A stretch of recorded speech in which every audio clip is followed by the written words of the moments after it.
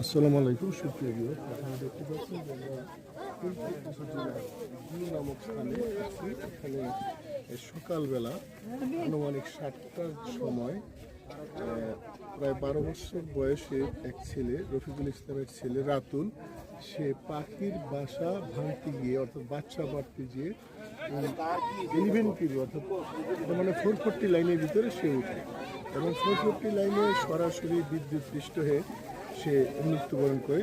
তার দেহটা একেবারে বিদ্যুতে পিষ্ট হয়ে সে ক্ষত বিক্ষত এবং পুরো দেহটা জ্বলসে গিয়েছে। এই যে মর্মান্তিক ঘটনা, শিশু বাচ্চার এই সকালবেলার এই ঘটনাটা অত্যন্ত দুঃখজনক এবং মর্মান্তিক। আমরা স্থানে দেখছি যে ফুলপুর ফায়ার সার্ভিস এবং সিভিল ডিফেন্সের লোকজন এবং ঘটনার সংবাদ পেয়ে ফুলপুর থানার ওসি মাহবুবুর রহমান তাৎক্ষণিকভাবে এখানে পুলিশ ফোর্স পাঠিয়েছেন। অফিসার রয়েছেন তারিকুল ইসলাম এবং